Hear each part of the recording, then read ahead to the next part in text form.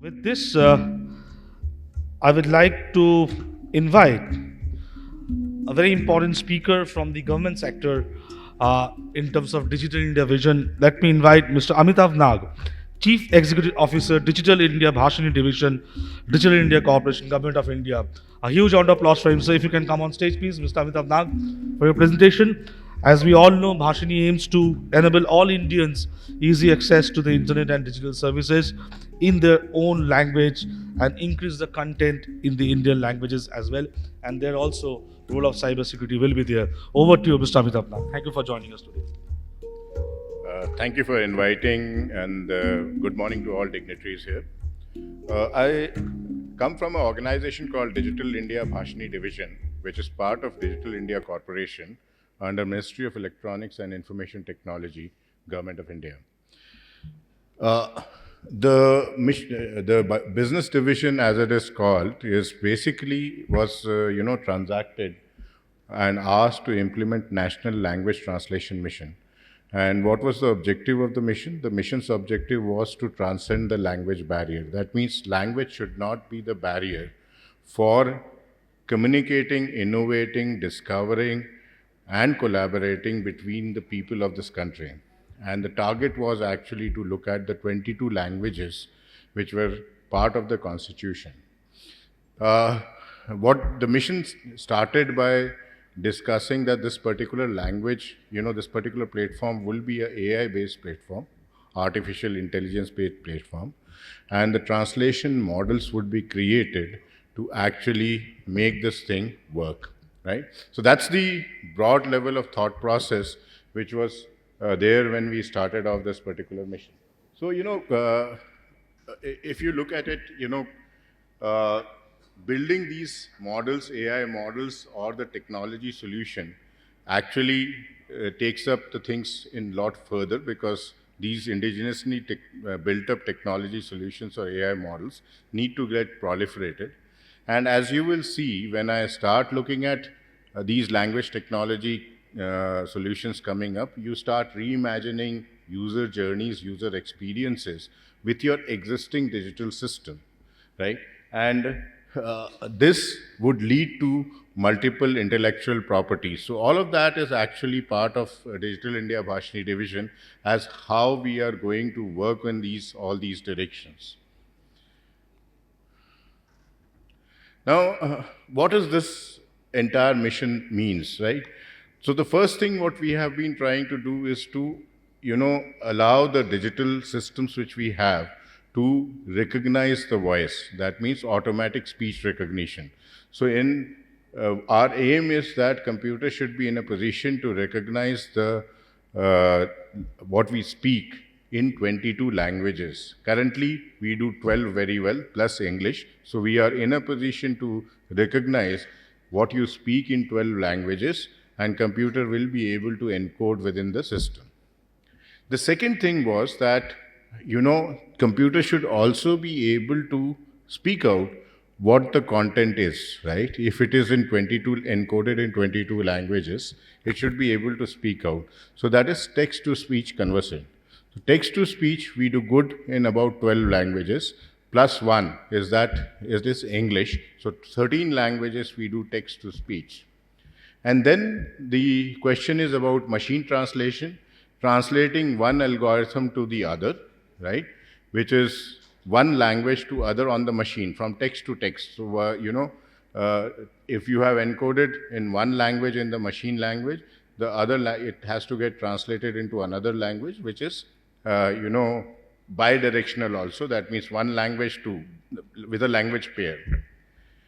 Then the other thing which we are also doing is optical character recognition, which is any of the printed text should be recognized by the computer and should be in a position to be, encoded in the respective language. So we do it for printed text, we are attempting it for the handwriting, and we are also doing it for scenic text. Scenic text would mean that whatever is put there on the billboards and other places, that could be recognized. So these are the various aspects of things which we are trying to do. The one more thing which actually is very useful is about transliteration. That means Amitabh will be known as Amitabh across languages. So there you don't translate. So it is a transliteration. Now, when we started off this journey, another important challenge came to us was that, accepting 3 or 4 Indian languages, not enough digital data was available for these languages. So, what we embarked into was to, uh, collect data, and train the AI model. So we have spent lot, huge about 60 to 70 crores to collect data on foot, on ground. We have about 200 translators working on this. Now, how did we create these AI models which are there?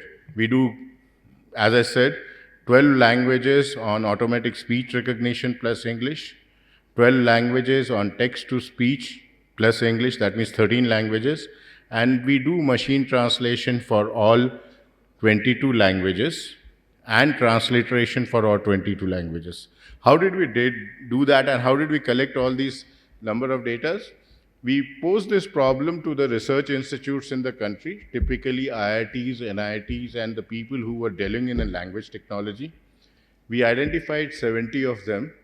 We formed 11 consortiums on which we have given the job. So, 11 consortiums of the research institute, premier research institute, in collaboration with other research institutes, are working on these technologies, and that's how these AI models are getting built up.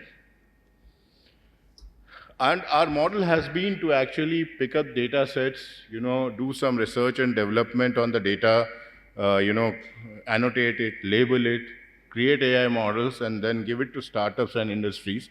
And you will see a lot of language technology solutions coming up besides translation. So, you have document to document translation, you have video to video translation. These are some things which are being used today for educational videos. You would be hearing about Supreme Court translating all the judgments into multiple languages so that it is being heard by various people. That's one of the aspects which are there. But there are multiple use cases in governance and service delivery which are being, picked up by people. This is what, besides creating this AI model, now these AI models have to render service. So we have created a, platform which actually renders these models and repositories. So we render the models through API services. We almost do a 200,000 or 300,000, between 200,000 and 300,000 inferencing a day, which makes it one of the largest platforms rendering these language services in the country, right? Then we have, there is a Bhashini app. If you go to your Play Store and, App Store, and you are in a position to download it, you will have this app here. And, you can select one language and, speak in that language or type text in that language, and it will get translated to other language. So if I say hello, I'll just check if internet is proper here, this will work. Aap kaise hain? So, once I speak, it will go to the internet, pick up the inferencing, and come back and say that this is what the language is. Then we have Anuvad, which actually is a web service. So it has, said, how are you? It has translated it. Now, if I play it, I will play the first one first. How are you? So it gets translated in that. If you download Bhashini app on your mobile store, from your mobile store, you will be in a position to go to a place where you do not know the language and communicate with this. It has got 3 options: voice, text, as well as the converse option. Then you have Anuvad. Anuvad is a web service. You go to www.anuvad.bhashini.gov.in and type in a text. You will get it in other language. You can copy and paste it in your this thing. For initial purposes, we have kept some number of words is limited, but in future this will be more open to work upon larger set of data which is there. We have a crowdsourcing platform. As I said, digital data and most of the languages, all the 22 languages, were not visible or available at that point in time. So one thing which we did was on-foot data collection. The second thing what we are doing is also crowdsourcing it. And Bhashadan is a crowdsourcing where we have Suno, Likho, Dekho, properties where you can go and contribute and to enable us get the data and build the platform, right? So I talked about a few of the tools, document translation, video translation, etc. These expects this, and many of the users are using it. So we are talking about Lok Sabha talking about interpretation in multiple languages. Ministry of Rural Development, Reserve Bank of India has actually implemented it for frictionless credit. So what used to happen earlier was that whenever a farmer used to apply for the loan, the land records of the farmer are in vernacular languages in state database. Now that, unless it gets translated, the banks are not able to understand it, right? So the translation and transliteration engine of the Bhashini is being used to automatically translate it and transliterate it for the banks. Now, this is bringing the Kisan credit, which earlier used to take 2 months or 3 months, to as less as sometimes 10 minutes if all the records are good. So that's a huge change, and that's a real deployment of language technology to improve the service delivery at the last mile. NPCI is one of the unique cases. We used NPCI to actually, reimagine the user journey. And I have a number, 08045163802. I'll repeat, 08045163802. Now I dial this number, I'll do a voice-based payment. Look at the flow, please.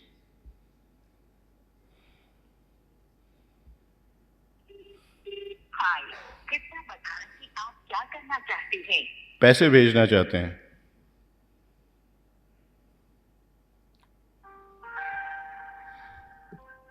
ठीक है, कृपया mobile number बोलें. 9811412458.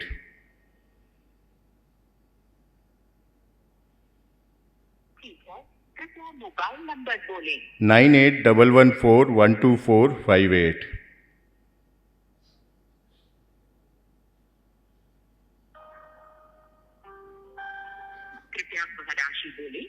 ₹10. शनिवार को ₹10 transfer कर रहे हैं. कृपया अपने ICICI बैंक का UPI पिन दर्ज करें.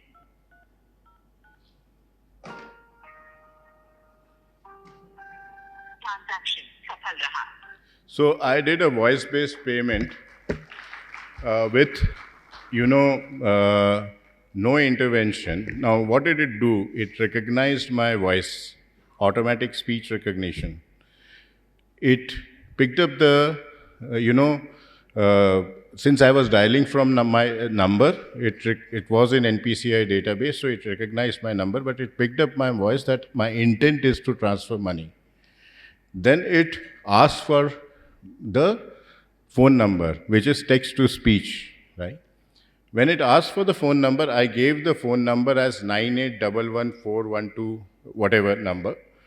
It was a number which was, 9 is a text when it is translated. So the machine actually translates 9 text into a number, right?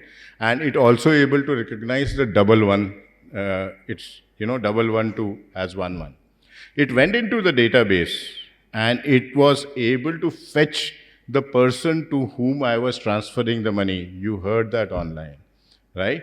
And then it asked me, what is the amount you want to transfer? And then it went back and did the translation. Now, this is completely reimagining the user experience. Now, I redo this in another imagination of experience. The system actually allows me to save the number. So once you initially log into this, it will ask for your language preference, and then all of this will happen. So if I now do another thing, same number. Hi, कृपया बताएं कि आप क्या करना चाहते हैं. तनु को पैसे भेजना चाहते हैं।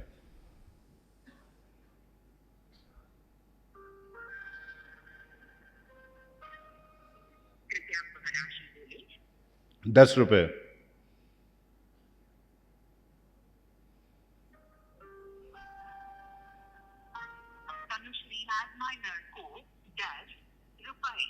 ट्रांसफर कर रहे हैं, कृपया अपने ICICI बैंक का UPI पिन दर्ज करें। ट्रांजैक्शन सफल रहा।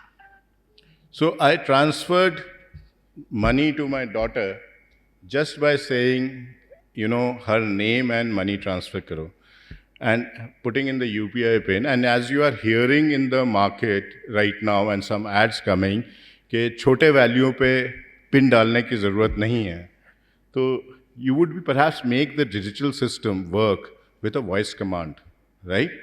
Fastag charge कर दो. This is our next product which is going to come, right? Gas cylinder book कर दो. These are the use cases on which we are working, on which we will be transacting. So language technology is not just meaning that I have one language document and I translate it to other. That is one of the use case and perhaps the most important use case. One video to another video, that is the second use case. But these are the transactions which we will be using in the market to actually change the lives of the people so that language does not become a barrier. Now, when I, do this, what I am doing in subconscious way is also to bridge the digital as well as the literacy barrier. A person who does not know how to write, how to operate computer, can tell the computer, "पैसे भेज दो, ₹10 भेज दो." Right? So that is the thing. Subconsciously, what I have done here, I have not used any app. Right? I have used the feature phone. So if there is low internet, penetration at some places, with feature phone, I am transferring the money with voice with this thing. So in effect, I am servicing the last mile.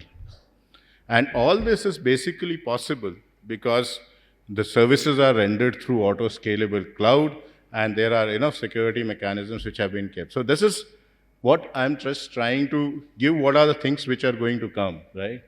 And then when we are looking at agriculture, we just launched a chatbot, which is part of PM Kisan app, where when PM transfers the tranche of money to the farmers every quarter, there are still some grievances which are there.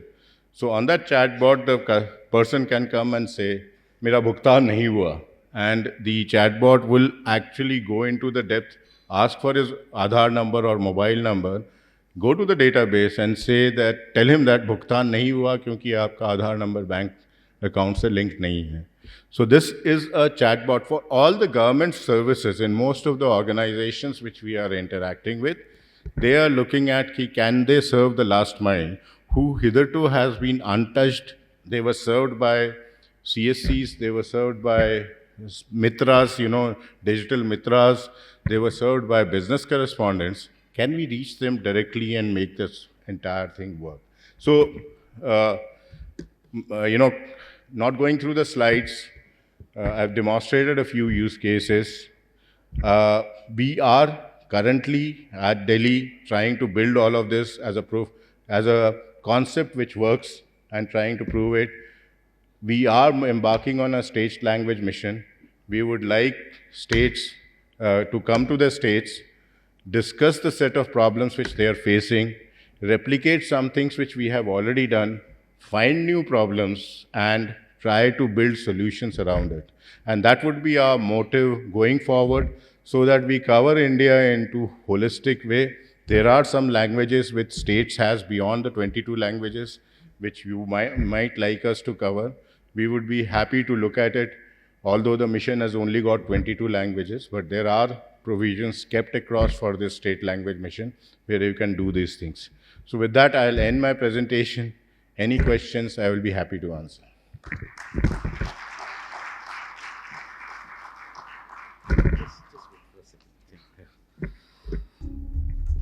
The presentation itself is so interesting, and So much has been done in the Bhashini front.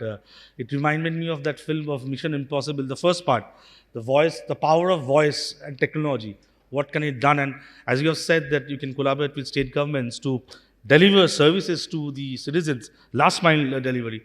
And again, in this huge scheme of things, securing cyberspace is also very important. Let's not forget about that also.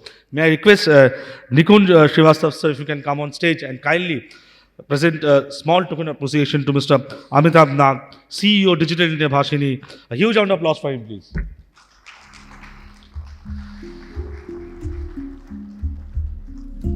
Thank you so much.